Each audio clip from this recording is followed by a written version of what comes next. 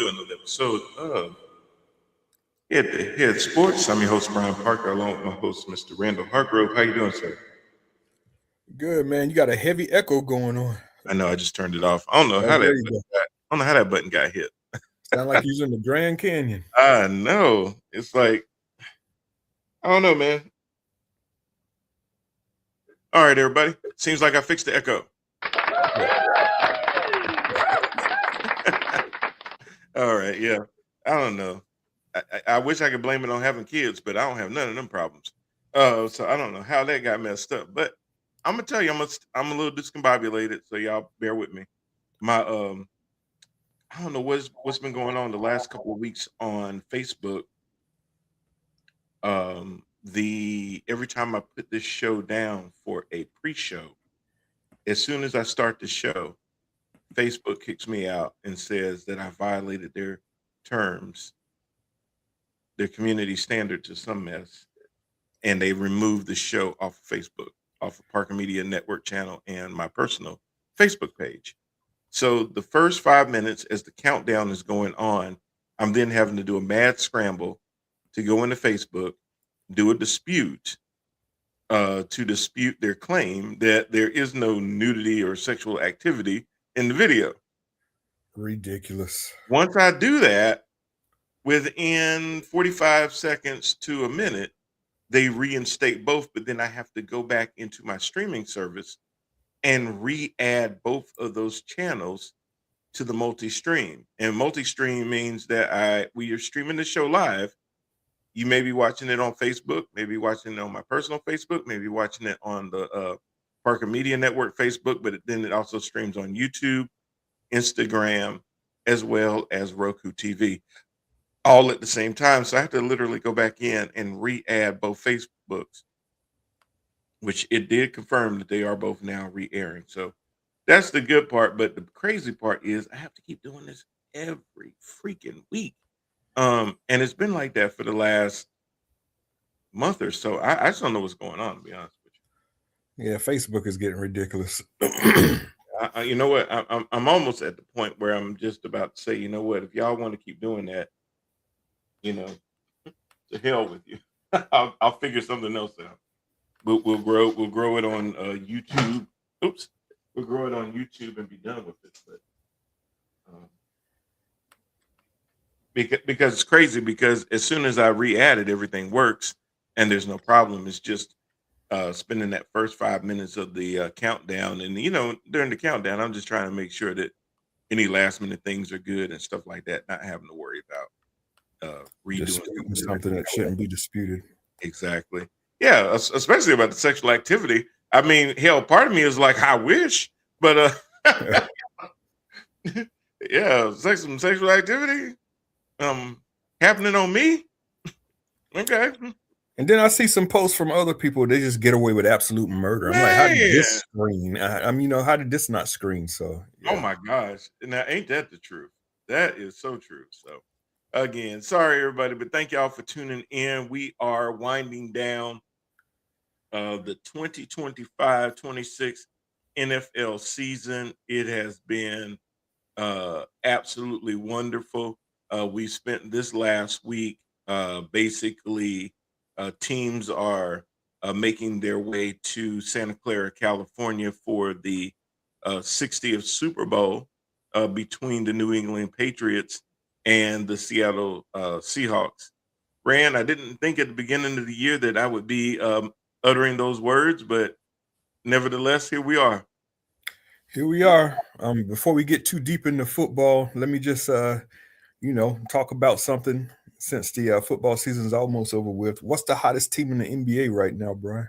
That's going to be them now 7th in a row winning Charlotte Hornets. What's up with that? What's up with that? Buzz City is buzzing around here. Buzzing around here. Yeah, they might have to snow every day. Buzz City doing their thing.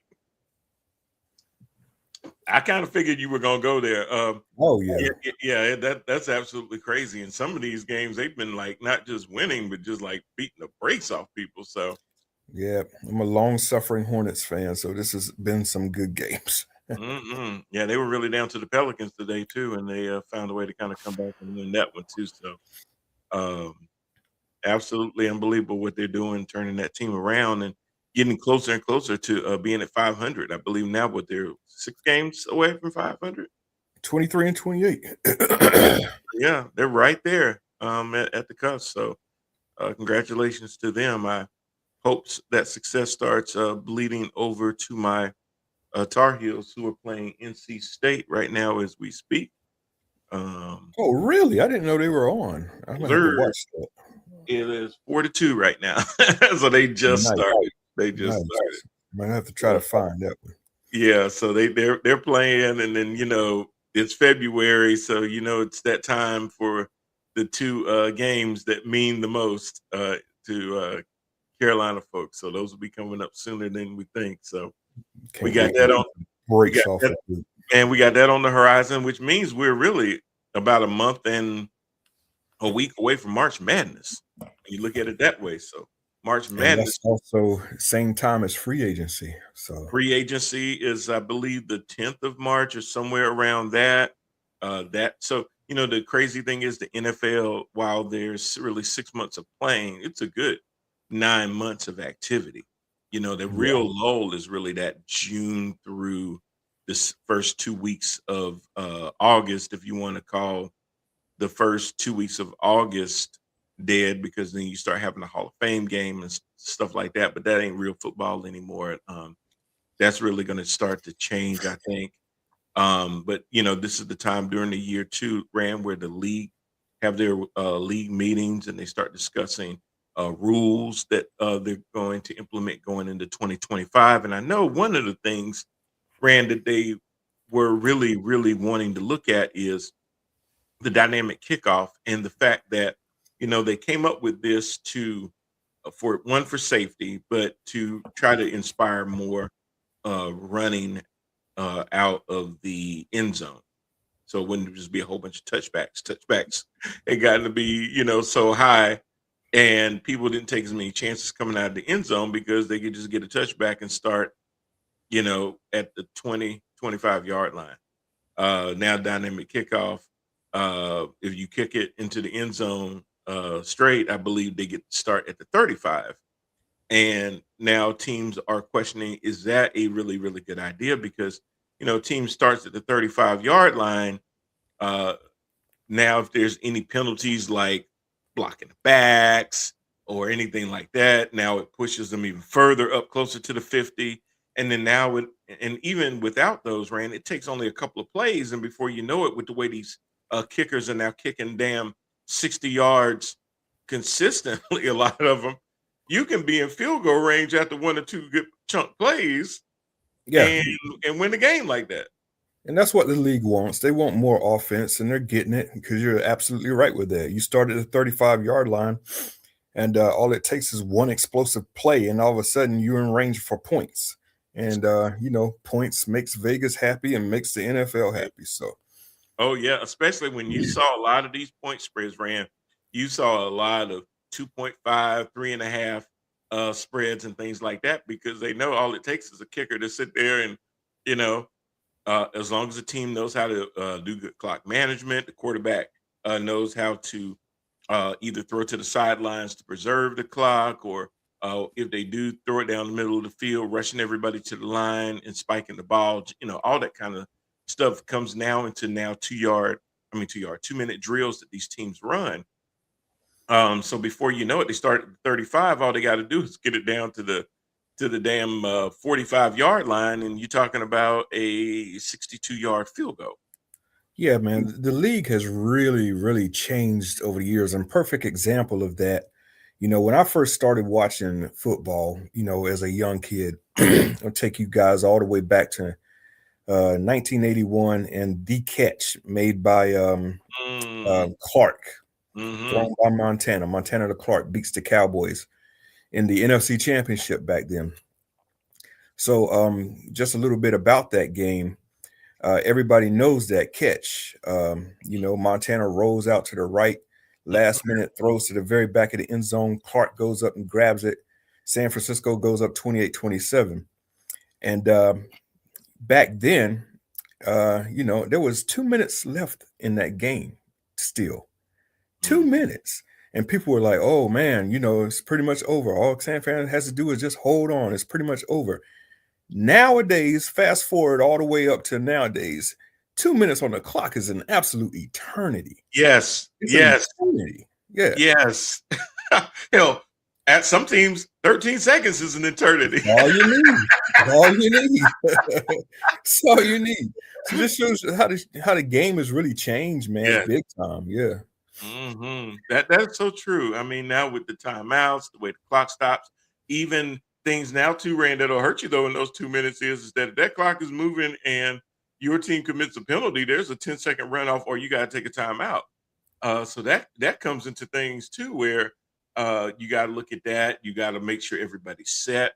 If you have more than one guy motion at a time, then both have to come set and sit there for at least a second before it starts. So there's a whole lot more nuances and things. There's silent counts. There's hard counts to try to make the defense jump and basically end up with neutral zone infractions and things like that. So many things can really go into that now. But you're absolutely right, man. It's all about the scoring and things like that. Vegas definitely loves it because they play these games so close. I don't know how they get it so right, but they, and you know what? If you're out there and say, I know how to get it right, I'll believe it. There's still too many other pieces that would have to make everything would have to fall into place for me to believe that would happen. And that's a heavy bit of coordination that I ain't never seen nowhere else. So, no, I've seen New Edition on the stage perform and be very coordinated, and they couldn't be that coordinated to make all that happen. So, no rig theories, please. Thank you very much. Please. I would really like to know where they're holding these rig practices at. Nobody knows about. Now, the way some of these refs are calling games, if somebody said, hey, they being paid to influence a game. Hey, I'll buy that. I might buy that one. I don't think any teams go in saying, I just got $50,000 to sit there and drop some balls and stuff like that. But I definitely believe that. I don't believe that. But if somebody said, hey, it looked like them refs were really playing it one-sided today or something like that, or hey, the guy came to the ground with the ball in his hands, and this time, every game this past weekend, it was a catch, but this one game, it wasn't a catch. Okay, I'll buy that. That referee crew from Super Bowl 50 that screwed the Panthers out of beating the Broncos, I will always believe that crew was paid off. Always. Because they wanted Peyton Manning to ride off in the sunset. Yeah, it's hard to dispute that, especially when you watch that game. Or even when then when you see how the Panthers had to fight just to make the playoffs to begin with that Tampa game, hell, it felt like some of them shenanigans was happening. I was like, God dang, are y'all serious? Are y'all watching the same game? Seriously, man. Good God. I didn't know what was going on in that game. No. So yeah, I get it, fans. But the one thing I will say about this season is these games had to be played on the field because there were so many games that if you would have just held teams up next to each other and gave it the eye test, man, this season would not have probably ended the way that it did. Because there were a lot of teams that lost games that we would have thought they should have won. There were a lot of teams that we thought should have got the brakes beat off of them that won. The Panthers had their part of that too, Rand, where they had some improbable games, whether it was Dallas, Detroit, the Rams. They get up to win those games and then they blow other games that Saints in particular, games that you thought, man, they should have just went in and just, wore them out and just drug them. But they play their best against better teams. How do you beat the Rams and then come between 3 points in a playoff game to almost beating them again, but get swept by the Saints? Make it make sense. Didn't. The Saints who ended up finishing last in their own damn division. So, it wasn't like you were playing a team that had any chances of postseason life or anything like that. Had nothing to play for but pride. But they still, okay.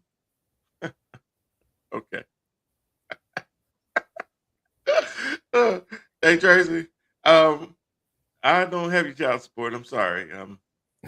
What the hell? Brian, you got some secrets you need to tell me about? These are my confessions. Oh Lord. Oops, wrong live. Hey, Tracy, you can stick around and talk some football if you want. You damn right it's the wrong live. You try to get some money off of me for my child support.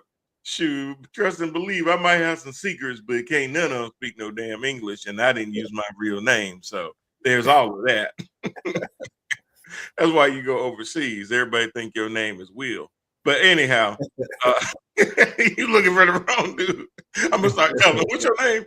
Oh, my name's Rand Hargrove. How you doing? Hell no. Take another last name. Oh Lord, but y'all fine though. Y'all like snow bunnies? Oh yeah, we definitely like snow bunnies. Bring your skis on over here. You can get it. Come on. Come on, Charlotte. You walk over, but you don't live back. Look, hey, make sure you bring a pen because you do have to sign a waiver. Yeah.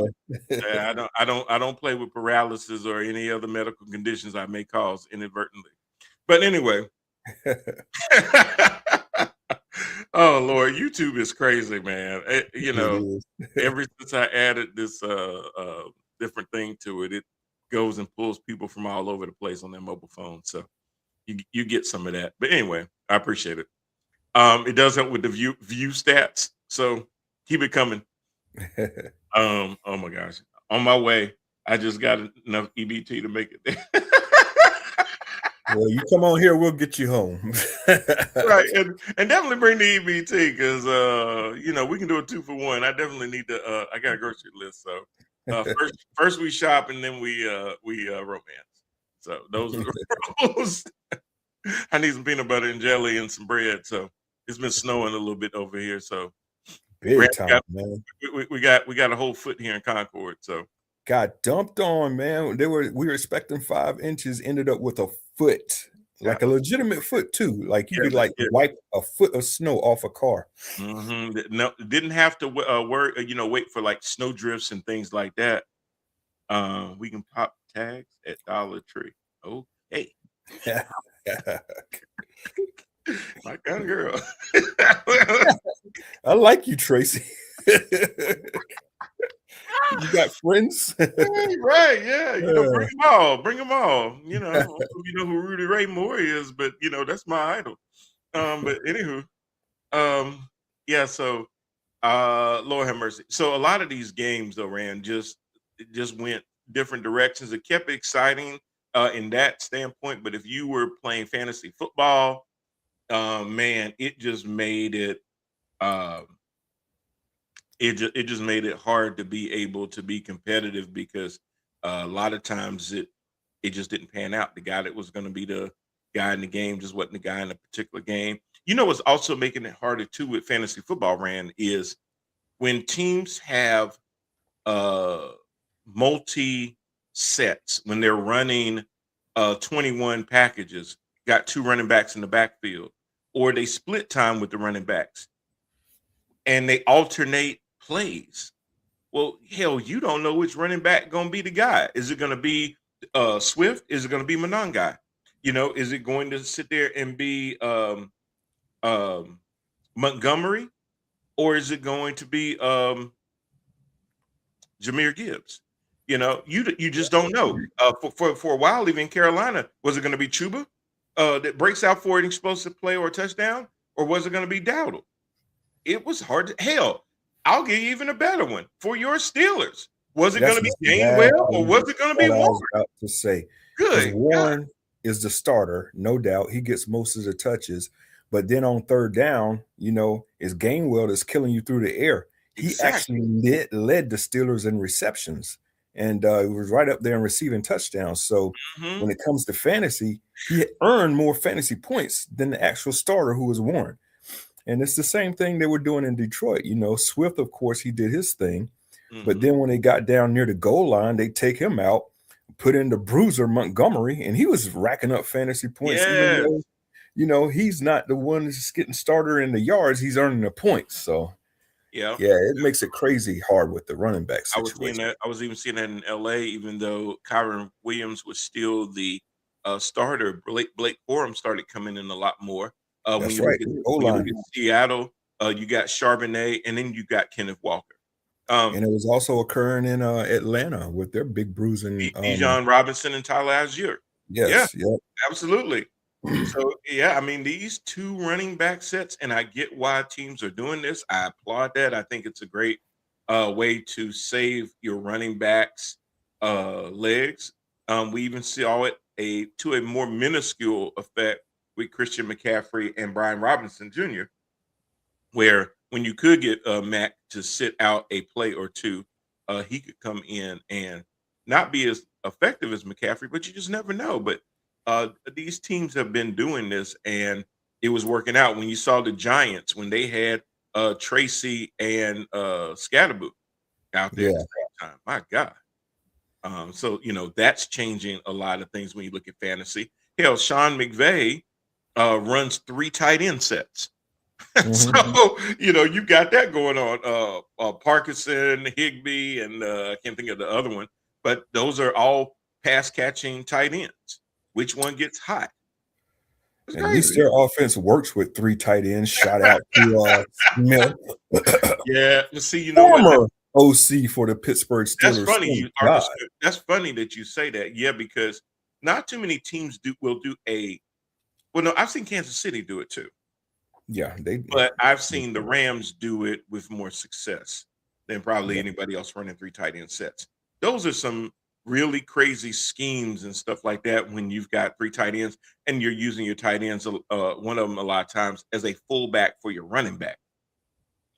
Yeah. Because nobody really has a full-time fullback on their team anymore. So now they're reinventing a lot of these tight ends to basically uh, a lot of times what it would be in the passing situations, they'd be more for a chip and release. Now, a Yeah. lot of times you're seeing them engage to hold that end off the side and try to seal off the edge and get that running back cutback lane off to the edge a lot of times like a fullback would.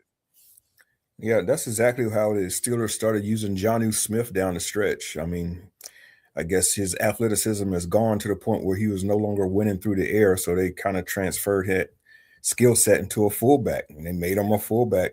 Short yards, just situations and 4th and inches. They put Jonnu in there to take the actual snap and go get the 4th down. Mhm. Push situation with him. So Yeah, you yeah, saw Mark Andrews doing that a lot for Baltimore. Instead of getting Lamar necessarily hurt on some of those little tush push situations, they would yeah, do direct snaps to Mark Andrews, and more times than not, I mean, he's a big boy. He yeah, gonna get that. He gonna get that yard or less. So yeah, it was just a funny season to be able to see teams implement a lot more strategies like that from an offensive standpoint. Um, defenses are getting more exotic a lot of times too. Not so much from base schemes and things like that, I noticed, but really from just the kind of players that they draft. Which is something that I really, really want to see Carolina focus on more so with their defense is whether you're playing 4-3-3-4, what you really need are guys that can uh, play the uh, run and the pass. especially Because up the middle especially linebacker. Yes, you got big. to be able to have guys that can read it, and if they need to drop back in coverage, now they can engage in coverage. If they need to run up to the line, they can be able to do that without giving up a whole lot of speed. Why? Because a lot of teams now strategy is that they from the offensive standpoint is the fewer substitutions that we have to do on offense means that we keep that same defense out there. Yeah, And if this exactly. defense is ready for the run, and now it gives you abilities. You don't huddle, and you just keep going. They can't sit there and substitute. You don't substitute, they can't substitute. And that's what made Carolina back in the day so dynamic when they were using Davis and Kuechly.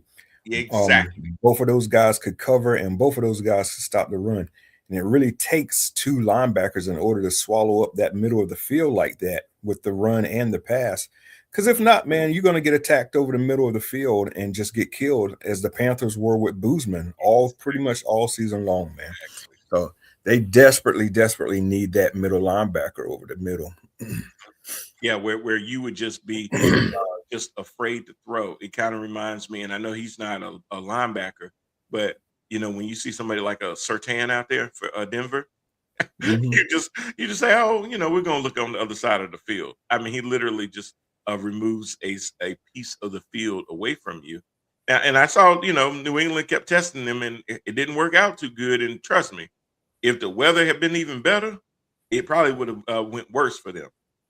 Yeah, the Patriots actually got one of those dudes too. You don't throw at Christian Gonzalez either. He'll make yeah, absolutely. Yeah, he ain't no bum either. That is right. No. So you're seeing this athleticism on the edges on the defense and in the middle can make your defense very dangerous. But you need to be able to have guys that can play 3 downs a lot of times, because if they don't substitute, you need those guys to be out there and can play, whether it's the run or the pass. So I know back in the day they thought that what's my man's name that they tried to make a hybrid player. Carolina. Mm-hmm. Oh, I got his face in my mind too. What positions? He was doing safety and corner, wasn't he? No, they were moving him around so much. What did they bring him? It's gonna come to me. He was on team a couple of years ago, and now he's been moving around. Oh, his name keep coming up to my mind. He went to Washington. University. Chin. Oh, Jeremy Chin. Yeah. There you go. I knew it was something. Yeah, Jeremy Chin. So, he was supposed to be the Swiss Army knife guy. You put him all over the field and stuff like that. So it's going to be interesting. But yeah, we got that going on, Rand. We've got, like you said, the free agency period. We'll get the non-tampering period, then we'll get free agency full blown. That'll all lead up to the draft. We'll get to see who's very active in free agency. We'll see who's active in the draft. All of the head coaching positions, except for the Raiders, have been filled. And that's only because it's expected that after the Super Bowl, Clint Kubiak for the Seahawks will be announced as the head coach. Can't formalize anything because their season has not ended yet. I cannot believe Sean McDermott is still out there.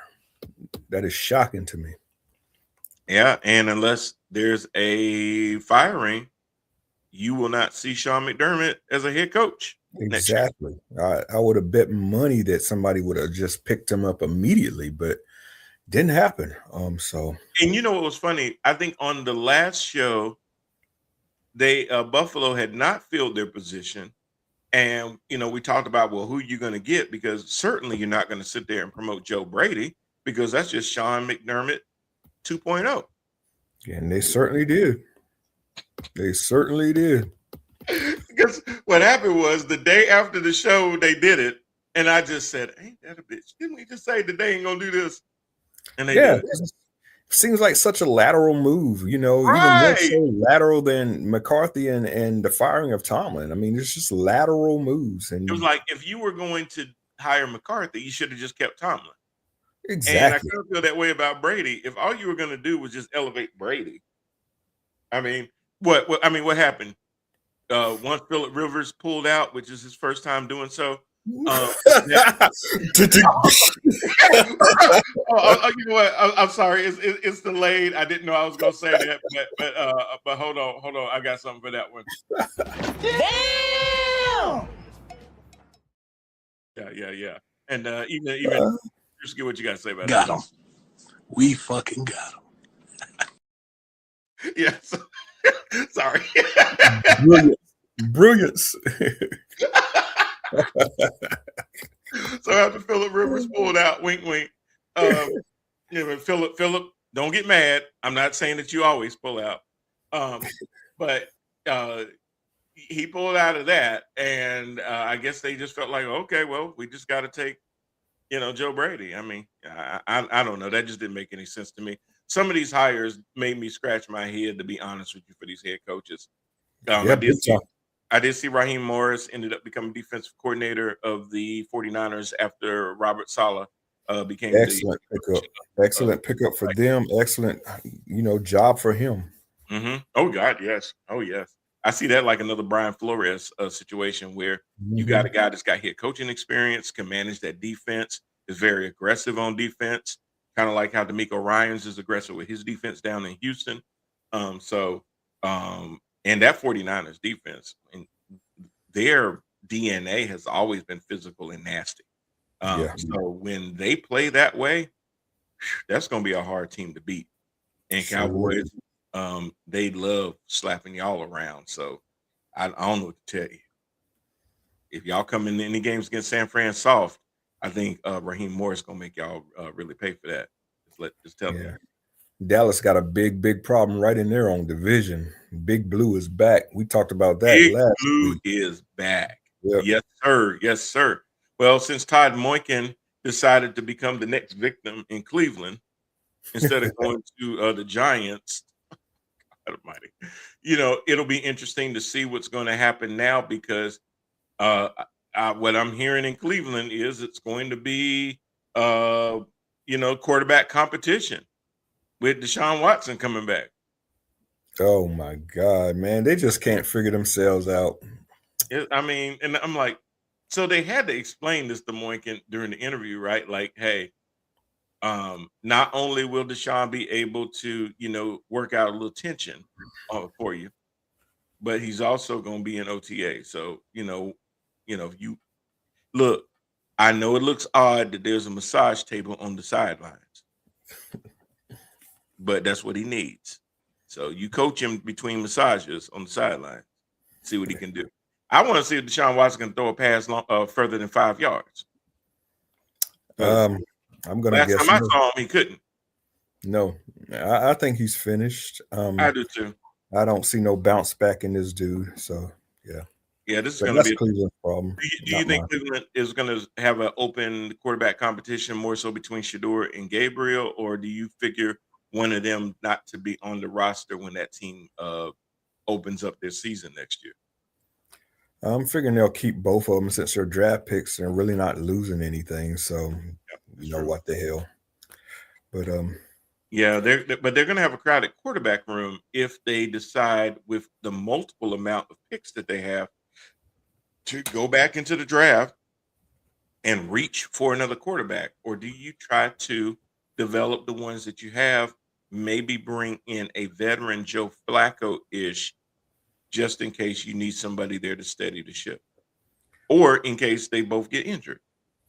man, I think they gotta try to develop either Shador or Dylan. I mean, it's like if they go into the draft and get another quarterback at this point, I'm gonna be asking, what is this a professional organization if they do something like that?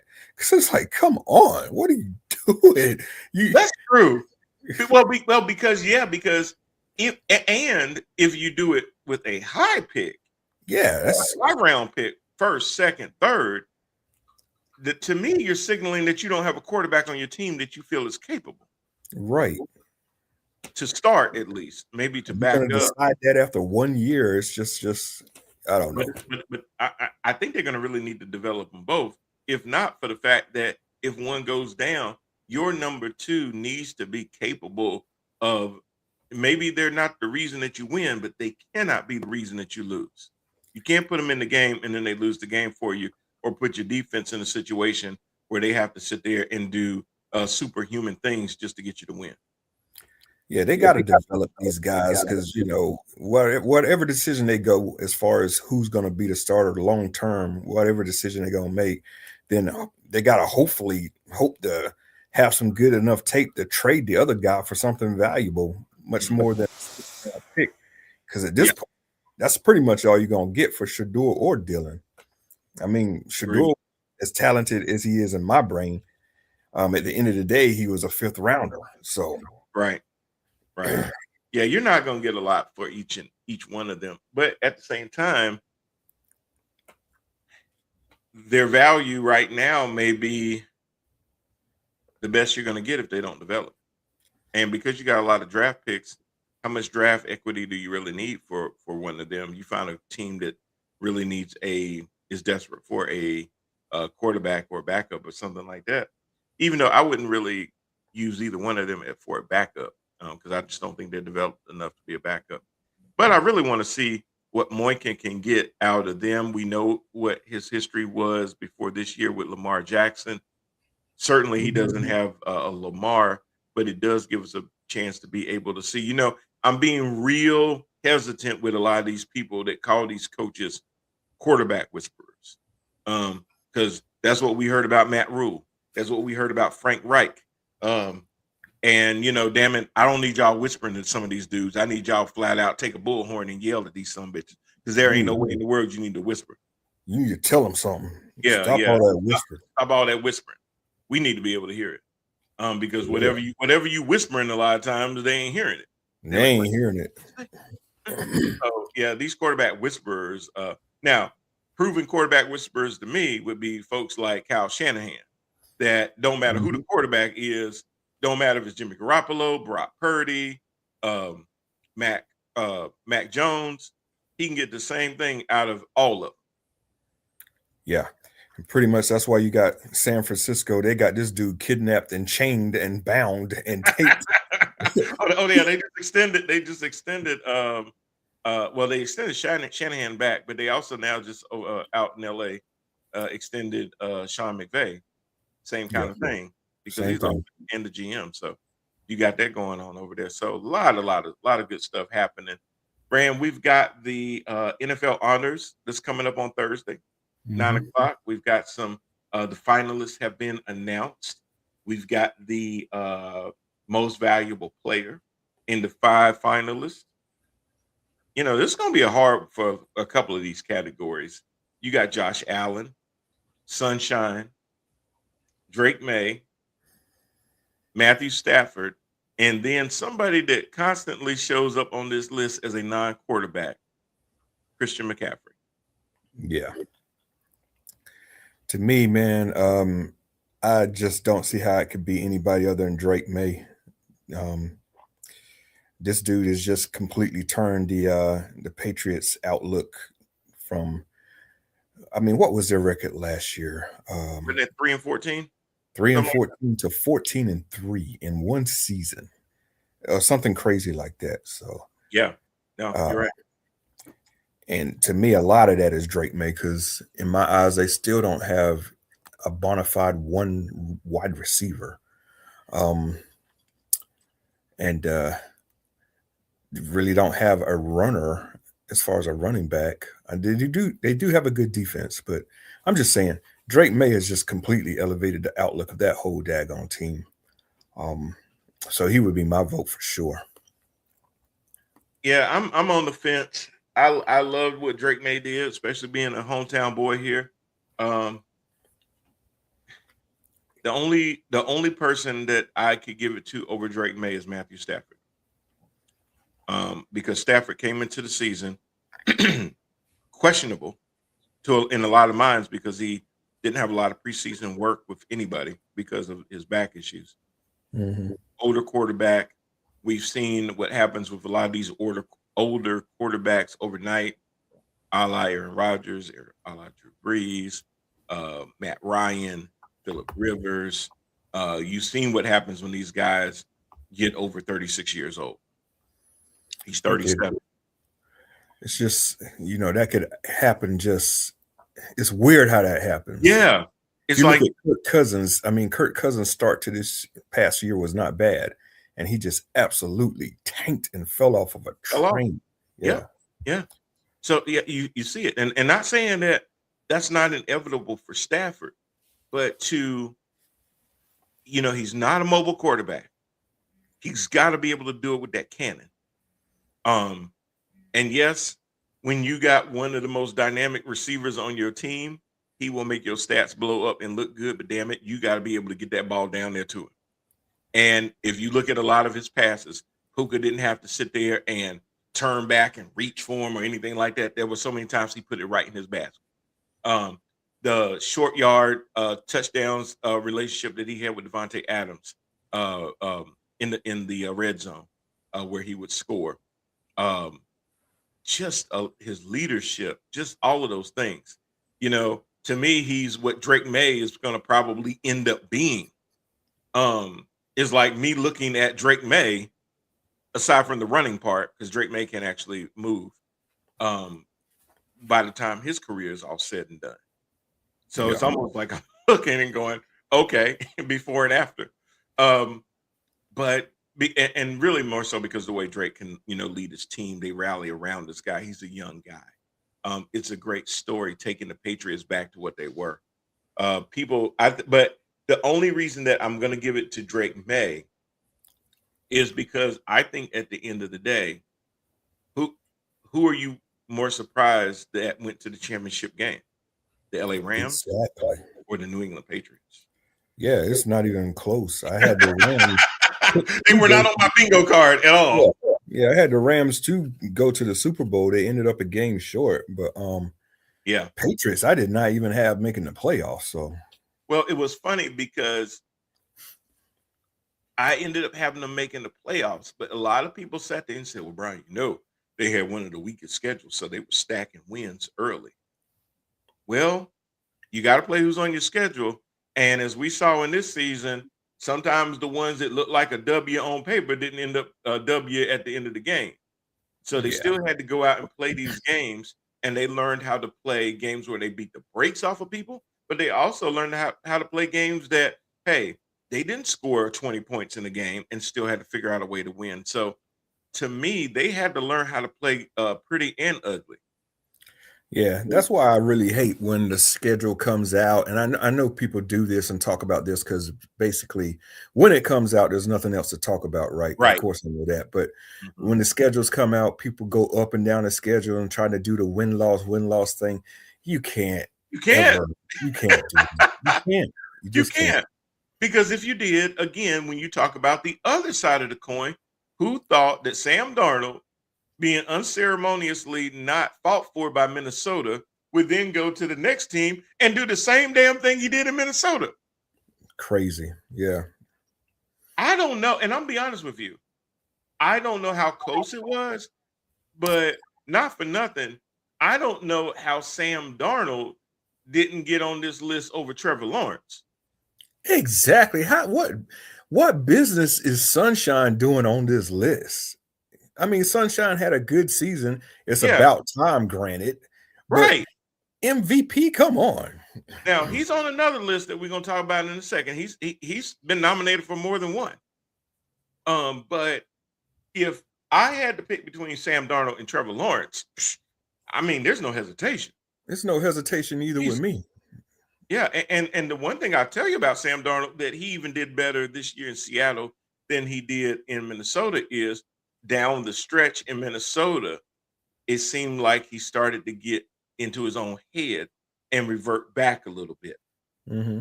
He ain't do that this year. Nah, he has taken that lesson and learned from it. I'm assuming it was very embarrassing what happened to him in Minnesota last year. Yeah, it looked like those yards and last touchdowns. And then all of a sudden, when the big championship game, not championship, but this playoff game comes, as big as high pressure situation as it was for him at that time, most high pressure game he's ever played in his career, he completely saw ghost again and fell flat. He did. But he did. He took that lesson and granted, he moved forward, and I guess it's in his head now. I'm not letting that happen again. At least that's what his play looks like, because he's been phenomenal in the playoffs so far. Man, I saw some throws he was throwing that last game. I was just like, Darnold? I know. Jesus. So, man, yeah. I mean, now, if he wins Super Bowl, is the bus tag is gone? Bus tag is gone. It's gone for me already. It really is. Me too. Because to me, I don't even think you could be an MVP candidate and be considered a bust. And to me, whether he's on this list or not, I don't know if he was in the top 10, which he should have been. But even in the top 5, I mean, I don't even know if I could put McCaffrey above Darnold in that respect.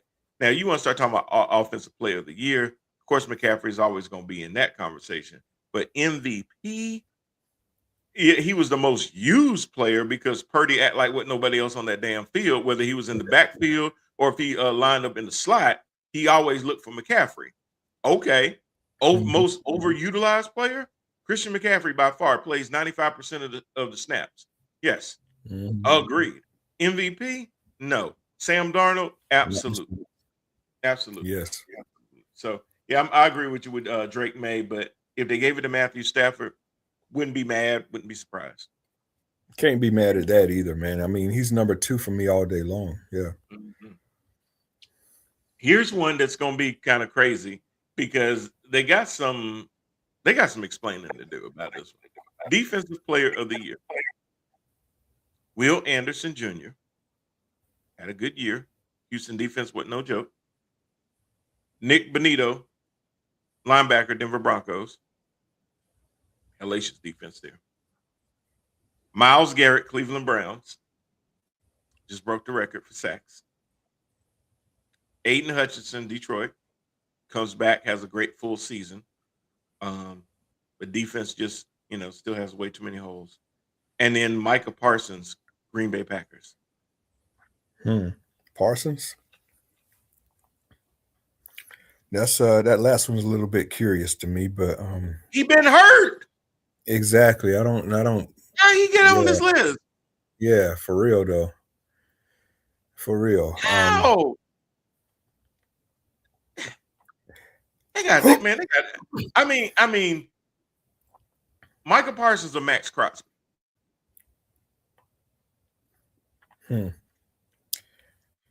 Crosby. I mean, come on. It's availability. We're certain. Yeah, exactly. I mean, there's so how many did other Micah people get on this list and he was hurt? And you got Crosby, you got Surtain.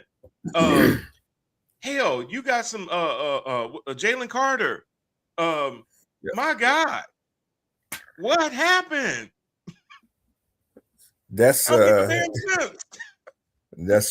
That is really Brian strange. Burns. Yeah, for real. There's so many other people that could have been on this list other than Michael. I mean, if you're gonna put hurt players on there, put Fred Warner on there. Damn. Yeah. Man, I saw this list. I'm like, come on. I love Micah. I really do. But that is just crazy that he is a finalist. I ain't saying that he shouldn't have got a couple of, little throw in, ballots and stuff like that. But to be a finalist? Yeah, that's way strong.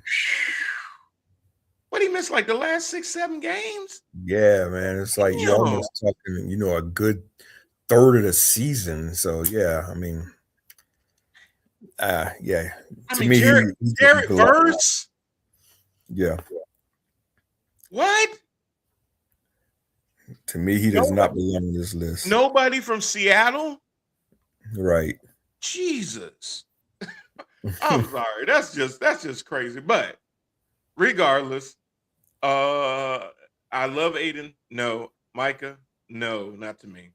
Now you got Will Anderson, Nick Bonitto, and Myles Garrett. Now, people are going to say Myles Garrett. Brian, why are you even debating it's going to be Myles Garrett? He broke the sack record. He did.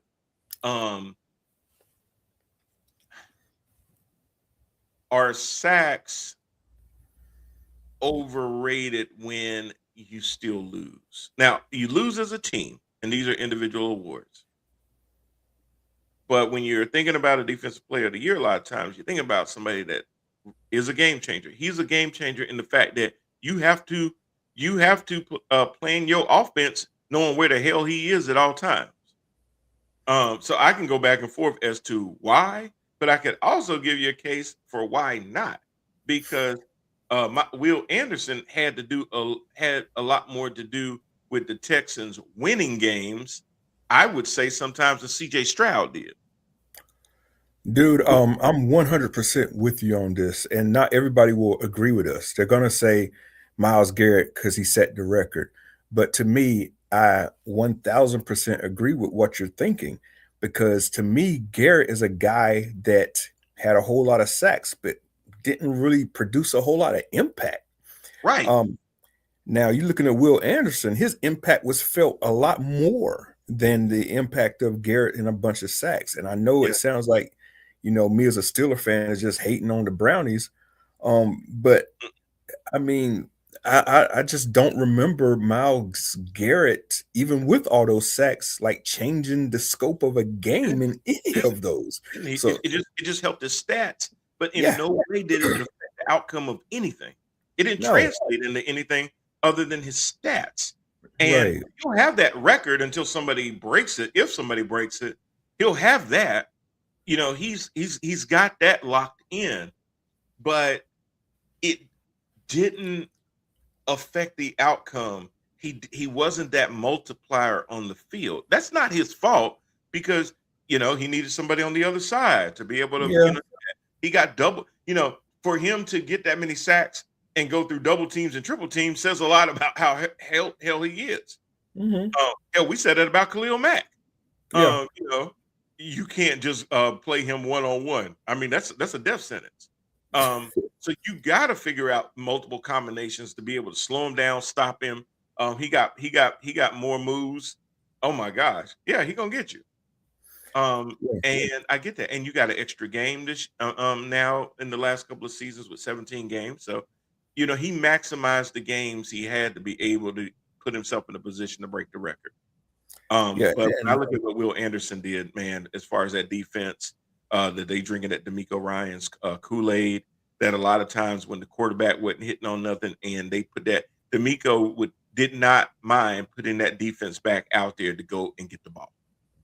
yeah, man, it's like I got a perfect example. Like Miles Garrett, he didn't get hurt or anything like that this season, but I don't know when I'm trying to think of a situation, or maybe looking back to last season when there were games that Miles was not out there. It's like Mhm. Cleveland loses anyway. You know what I'm Yes, saying? So, yes. like the Steelers. Okay, Steelers. Mhm. You remove TJ Watt off the Steelers defense, and that is an entirely different defense. Totally different. Maybe not so much this year, but past seasons. He's literally the quarterback of the defense. So in situations where he went down, the defense stopped clicking. You Mhm. put him right back out there, and that's a top-notch defense all over again. And to Mhm. me, that's an impactful player that's should be nominated for a defensive player of the year award. But that's just how I see it. Yep, I agree with you. That's interesting. How we think about that. So that is 100%. Now we got our offensive player of the year. Some familiar names at the top. You got Drake May, Christian McCaffrey, Puka Nacua. Puka had a hell of a year. Bijan Robinson. Bijan had a hell of a year. Oh my God. He became the guy that I scratched my head and said, you drafted him where as a running back? Wasn't he like 6th or 8th or something? He was in the Oh top yeah, 10. yeah, And I was just like, for a running back? yeah. Shh. Shh. Man, he lined up as running back, receiver, talking about he was basically Christian McCaffrey of the Falcons. That dude is hard to tackle, man. And yeah, but from a size standpoint, a little bit different than C-Mac in the fact that you have to really wrap this dude up. Yeah. And then you got a dude that I think because of Metcalf and Lockett, you didn't see him coming. But Nope. JSN put the league on notice.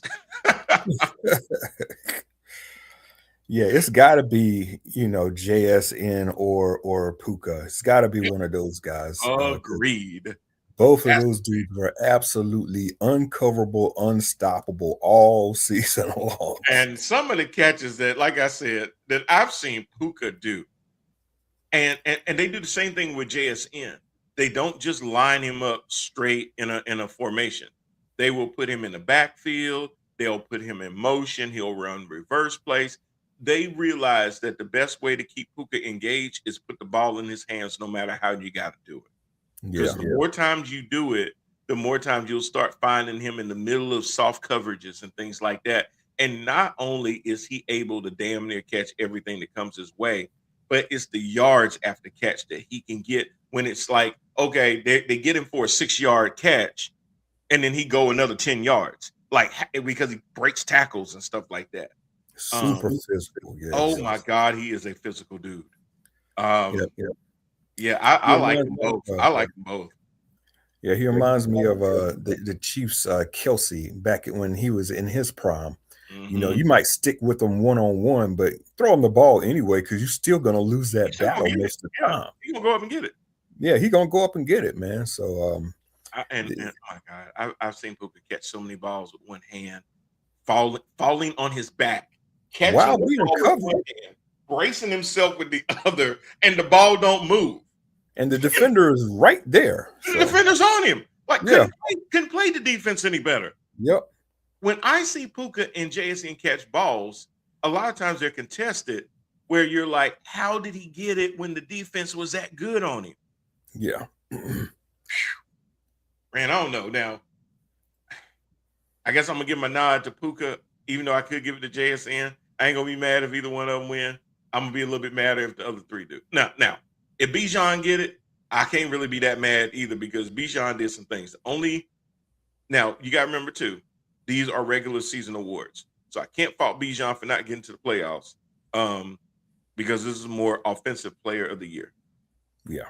But I think he put Atlanta in a whole lot of games by doing the things that he did. There was a lot of times when quarterback just wasn't clicking with Kyle Pitts, Mooney, what's my man's name? Drake London, and all of them a lot of times. So Bijan would be the leading receiver. Bijan would be that power back, even though Algier be back there a lot of times too.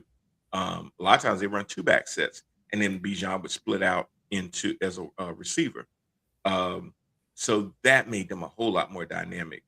I'm interested to see what Stefanski is going to be able to do there. I would have picked a different head coach for that situation because I feel like he gonna put the Falcons back about 5 years. Yeah, I feel the same. I don't. It's another head scratching head coaching decision, man. I mean, a team that could have been one to look out for the next couple of years to come. Man, he gonna make them Cleveland South, bro. Yeah. Oh my God, they gonna be the Brownies of the NFC South, bro. And I don't have a problem with it. As a I mean, New Orleans just became number 3 by default. Facts. That's crazy.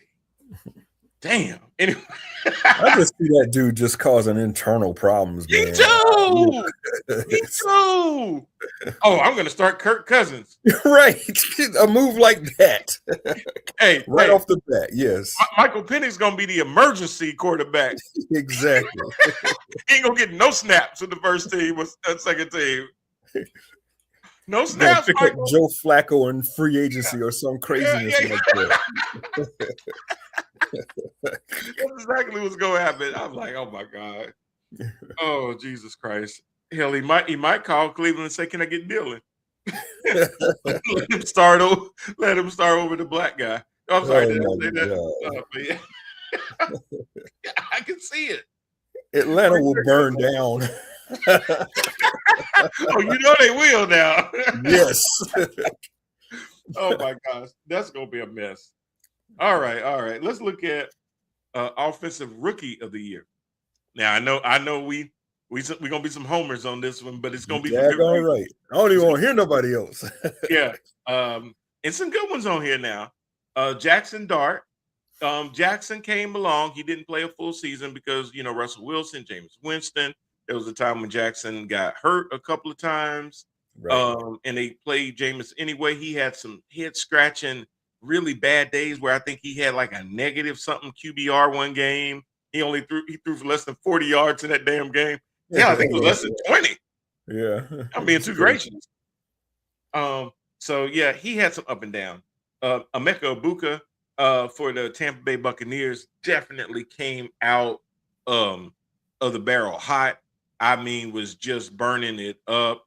A lot of that had to do with the fact that I think either Evans or Godwin were still coming back from injury, and he took clear advantage of being the guy, and him and Baker had some early season chemistry. It kind of seemed like he kind of hit a wall. in the second half of the season. He was there. He was still somebody that you had to account for, but he wasn't nearly as impressive as he was the first couple of games into the season. Travion Henderson, running back, New England Patriots, really became their go-to back over Ramondre Stevenson. It took him a while, though. It took him a couple of weeks to figure that one out, too. Sure did. They kept It was going back. Stevenson to start with. Yeah, he wasn't the guy at the beginning, and carried that. Tyler Shook, New Orleans Saints quarterback. If he had to play the Carolina Panthers 17 times, Exactly. he'd be 17. No, he'd be the MVP. I'd go ahead and give him the award right now if that was the case. Yeah. Because for whatever reason, they could not stop this dude. Yes. Was he a lot more mobile than Spencer Rattler? Yes. Was he a lot more accurate than Spencer Rattler? At times. Him and Chris Olave and Vele seemed to have a really, really good relationship and things like that. He took over a bad team, and they didn't really get any better, and that's not the fault of a rookie quarterback. He's learning and everything else. I feel like if he's allowed to develop, he's going to be a pretty decent quarterback. I think they got their guy. And then it comes down to the obvious choice. One King Tetarola McMillan. Mr. Smooth. Mr. I'm going to dab it up in the playoff game. Tet was definitely the guy. Had broke a record, I think team record for receiving yards, things like that. Had a great season, start to finish. The only thing that made it somewhat up and down was some games where Bryce just could not get the ball out to him. But Tet was a really sure-handed receiver. I always love the way this guy catches because he doesn't use his body to catch the ball. He catches the ball with his hands. He learned real quickly, I can catch the ball like that and continue to run after the catch. I'm really good at being able to do that. That dude is so graceful, man. I don't know how many times I've seen him just catch a little simple 10-yard pass over the middle, and then all of a sudden, 30 yards later, man, it's like, oh yeah, and don't let him get going with a full head of steam because he's not going to be easy to bring down either. He likes to get a little physical too. Yeah. So I love that, but I love the fact because of the way he catches, it allows him to start to move up the field faster. He snatches the ball, pulls it in, and goes as opposed to bringing it into his body, having to secure, and then trying to run with it. He's already snatching the ball and going. He's most of the time full stride too, just he's catching it in stride, and that's what makes him most dangerous. I can't wait to see this dude in year 2 because what I saw in year 1 was like mind-blowing. So yeah. And he has the ability to run multiple route trees. You can put him on the edge. You can put him in the slot. Him coming across the middle, high pointing balls is a beautiful thing. He's a true number 1 wide receiver. And thank the Lord for him in Carolina because they really didn't have that. I thought XL was going to be that guy, but XL is playing himself off this roster.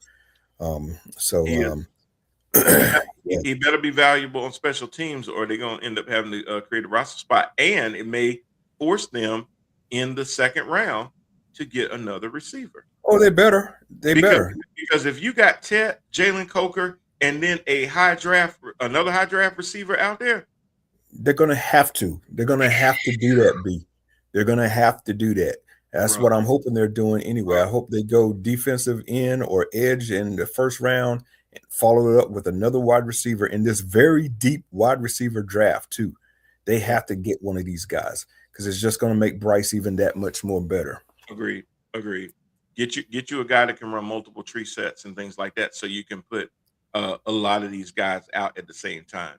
I don't want David Moore. I want somebody that's Tet 2.0, Jalen Coker 2.0, where they can't sit there and try to double Tet because when they did that, then Jalen started to emerge.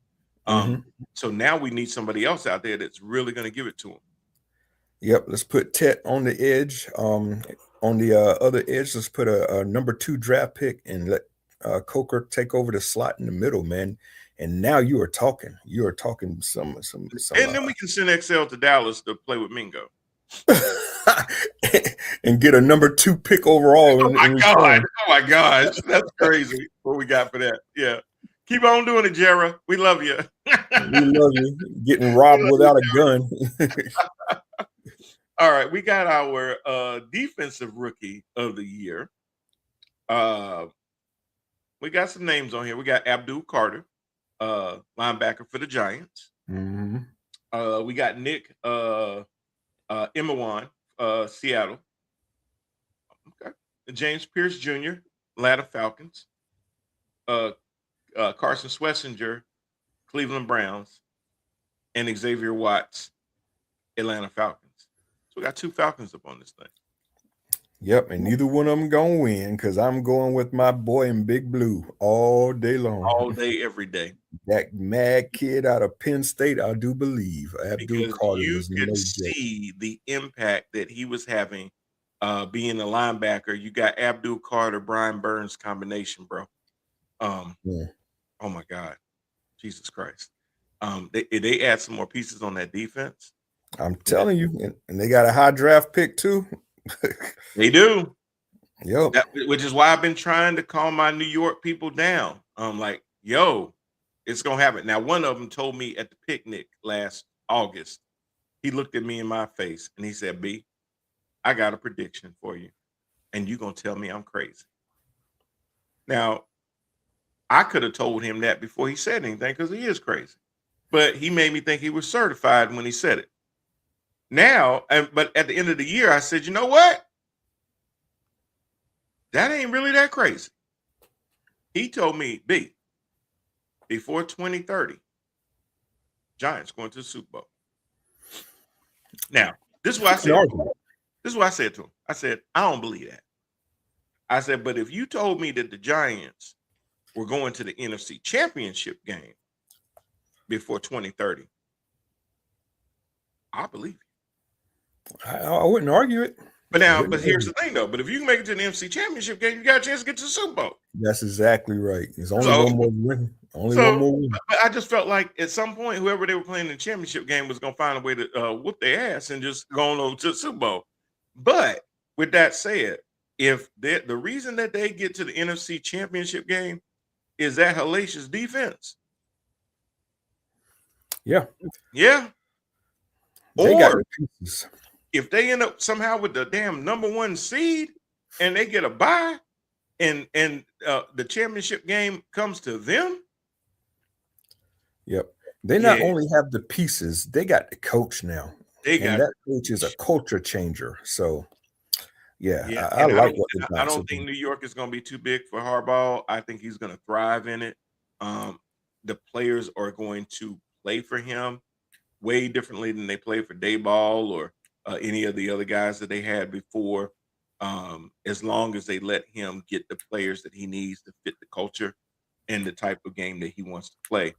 I could literally see them winning the division over the Eagles, Commanders, and of course the Cowboys. Yeah. I give it 2 years, man. They're going to be Same. up there. Big time. All right. Well, comeback player of the year. Okay. This is an interesting list. You've got Stephon Diggs for the Patriots because he had gotten hurt with the Texans while he was rehabbing, ended up signing a deal with the Patriots. Had a decent season. Wasn't, to me, a clear number 1 a lot of times because there was Booty. There was Hunter Henry. There were other guys on the team that he was a player on the team that had moments, but I wouldn't call him the number 1 guy. Yeah.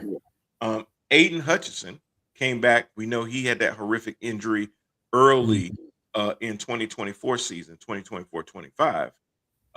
And he played the full season, had a decent year. Yeah. Sunshine, comeback player of the year. I guess from him basically being on the trash heap where, they were going to have to play him because they had already extended him. His play didn't warrant him being able to play.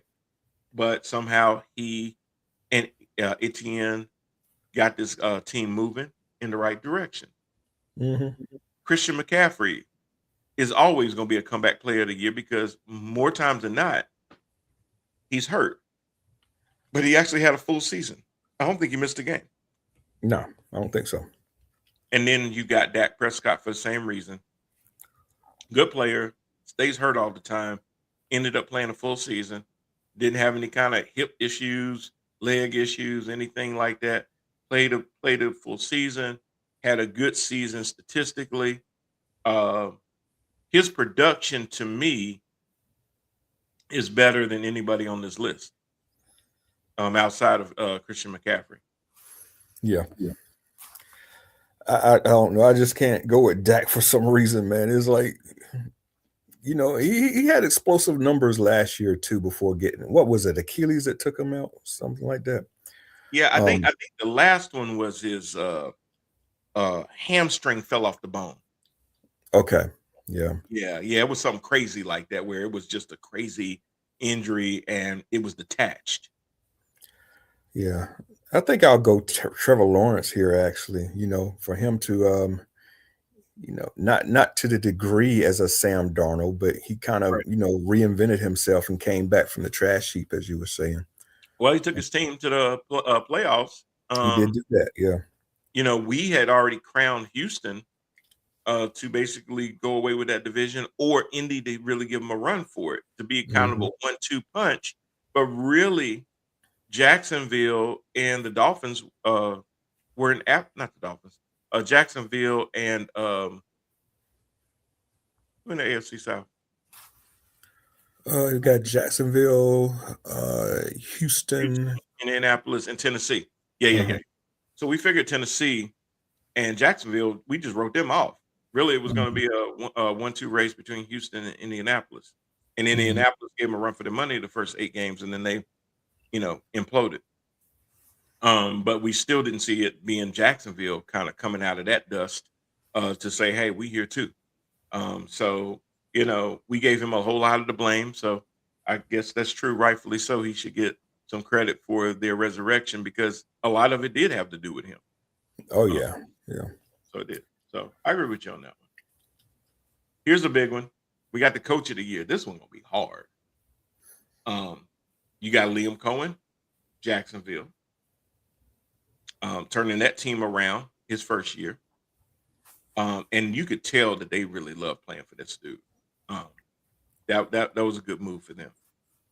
Ben Johnson, Chicago Bears. I mean, my God, took the horrid Bears. Yeah. From laughing stock to somebody you did not want to see on your damn schedule. Yeah. Mike McDonald, Seattle Seahawks. I mean, you come behind Pete Carroll. That kind of looms over a little bit what he was able to do with the Seahawks back in the day. Everybody still talks about the Legion of Boom. You come in there and you put your own imprint on this team. Strong, also strong. Kyle Shanahan, San Francisco 49ers. He don't rebuild. He just reloads. Even when you think you need to rebuild. Jesus, I thought they were done. The defense seemingly getting old. Missing Brandon Ayuk all year. Kittle was out for multiple games. Ricky Pearsall was out multiple games. Didn't even matter. And all I do is win, win, win, win. I'm like, what? Didn't even matter. Damn, Yeah. Kyle. Yeah, this one is hard. It's hard. And then even when Brock Purdy goes out with the turf toe, don't matter. I got Mac Jones. Mac who? Lit it up. And kept winning. I tell you, this list is hard. And then number 5, Mike Vrabel takes a 3-14 team with a second-year quarterback to the damn Super Bowl. Yeah. So strike Liam Cohen off this list, and I don't care who wins,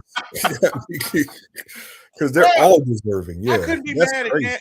I couldn't be mad at none of them. Yeah, to be honest with you. But I mean, because what Vrabel did, that's just crazy. A second-year quarterback. What? In the Super Bowl? Took you to 14 wins? Even what Ben Johnson was doing, man, was And then Ben incredible Johnson too. did with Caleb. We didn't know if it was Caleb, if it was just the Chicago curse. He got Caleb playing like the dude that got drafted number 1. Yeah, What he we did. saw when Caleb this year said, "You damn right, I was number 1." And I was like, "Okay, keep playing." That comeback in that one game where he threw it in overtime, where he threw it to DJ Moore in the end zone. Incredible. Oh my God! Incredible. Oh, this is good, Brent. I can't make a pick on this one. I can't make a pick on this one either. I mean, who am I to say? I mean, The they only didn't make it easy. They got it right on this one. The only thing I could do with this one is take off Leon Cohen. That's it. That's it. But the other 4, solid. Yes. Solid. So yeah, you got that. Now, the assistant coach of the year. Now, I'm gonna go ahead and say the first one breaks my heart because I'm gonna say hell no. Must be Eagles. It's Vic Fangio. Vic Fangio, defensive coordinator. Good coordinator. Unfortunately, you didn't really get to see how good the defense was because the offense was so bad it made them look ordinary. You didn't see DeJean. You didn't see Bond. You didn't see a lot of those guys really being able to make impacts because they were on the field too damn much. Yeah. I just and it's no knock on Fangio. He is a good coach, but I need to see the impact on the field. You didn't bring me no impact. When I look at Brian Flores, Minnesota, nobody wants to play against a Brian Flores defense.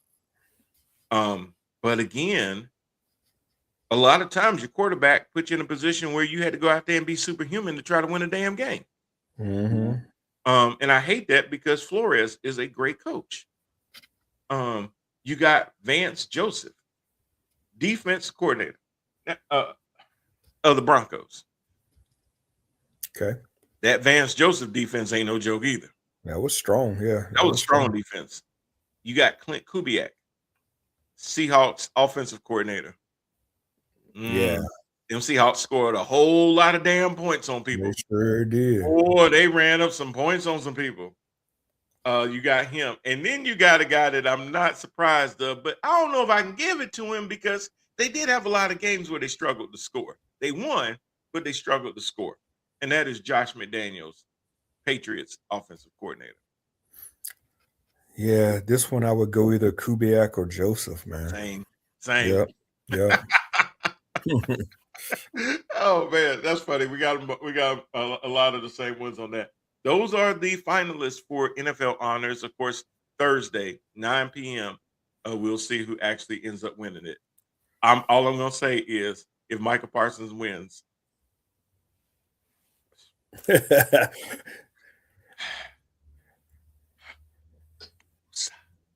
would be that and the NBA draft lottery. I'm gonna say, look, if Micah Parsons wins, I'm gonna put a vote in for Shaq Thompson. At least he played his ass off in Buffalo. There's just too many other people I could come up with before Micah Parsons would come off my mouth like that. So that's just crazy.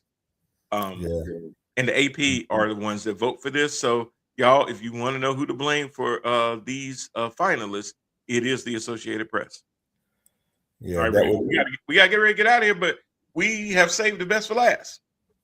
We got a game to be played on Sunday. Oh yeah. I'm actually be in Atlanta filming, which is kind of crazy, but my director friend wants to film it in Atlanta on Super Bowl weekend. So I'm gonna be watching the game on my phone. In between filming. So anyway. But this is gonna be interesting. I don't know how, and the Patriots have a decent defense. I just don't know how they slow down the offense of the Seahawks. I would imagine it's going to be a lot of Kenneth Walker. Charbonnet is out, I believe. It's going to be heavy running and opportunistic throws on that defense. That front four, if they can create a lot of pressure on Drake May, it may make him lose containment a lot and have to run out of there and put a lot on his legs. I would not be surprised if Drake May runs in excess of 40 yards in that game, just to be able to give him a chance to win. Yeah, I got Seattle in this one. The only way I see Seattle losing is if Sam Darnold beats himself. Starts throwing and I to really the hope that does not happen for him. I hope he goes out there and plays well. I'm pulling for the kid. He'll have one hell of a comeback story if he does that. So yeah, that's what I want to see, because I just I think Drake May's got a longer future ahead of him. Yeah, one that looks to be very promising. Yeah. Darnold is that old. The Patriots raised number 7. So yeah, that too. Because then you will never hear the end of it. God, no. They've been waiting. Now they ain't been like Cowboy fans that every year be like, this our year. But if they end up winning it, you'll be able to shake any damn tree you want to, and 4 or 5 Patriots fans gonna fall out of it. Yeah. All of a sudden they're gonna be back. They're gonna have one more than my Steelers, and I just can't deal with that. Yeah, I'm giving it to the Seahawks too. I for all those reasons I said, I think that it's gonna be a lot of running. I don't look forward to I wasn't looking at it to be a high scoring game, but I could see it being a high scoring game. Just never know. Yeah. I really could. If they let Darnold get loose, Jackson Smith and Jigma and some of the rest of them boys on that offense start getting loose, I could see it being that way. Because they do put up a lot of points. I've seen the Patriots put up a lot of points too. They've got some guys that can catch the ball. Like I mentioned, whether it's Diggs, whether it's Booty, whether it's Hunter Henry. There's another receiver I'm not thinking of right now. Played for Carolina. Is it Mac Hollins? Hollins play for them? Well, I believe it is. Talking about Tar Heel? Yeah. Oh, okay. Yeah, Hollins. Yeah. Mm-hmm. I've seen him do some stuff out there. So they got some guys that can catch that ball. So I look for it to be like that. But at the end of the day, I'm gonna give the nod to that defense of the Seahawks a little bit more than that defense of the New England Patriots. So I think it's gonna be a good game, but we don't give it to the Seahawks. Well, we got one more show. One more show to wrap up the Super Bowl. Start looking at the offseason, what's ahead of us. The NFL does not really sleep because they make sure to keep us engaged with some type of news and all that stuff. It was always, Black Monday when the coaches get fired and who's going to move around and this and that and the third. Now we'll start looking at free agency, the draft, all of that kind of stuff. The draft is going to be in Pittsburgh, is it not? It's going to be in Pittsburgh, my friend, and I might be going. We will see. That's what's up. And then after that, then it's baseball season for me. Hopefully, Rand, I'm trying to go up to New York. Either in May or June. I got a friend of mine too that I want to take too. Because there's a weekend where they play the Red Sox on a 4-game stand or something like that. I definitely want to get that game. Give me some advance notice because I will definitely be interested. Nice. Okay, we're going to plan this. So we're going to do all of that. But for you football fans out there, we will see y'all again next week, same time. If you're watching us live or on the replay, we appreciate it. We'll see y'all next week. Y'all bet responsibly. Don't be betting on all them crazy prop bets about who's going to sing who's going to mess up on the national anthem and all that kind of stuff. Y'all enjoy the game. Be safe out there. And we will see y'all again next week. Peace.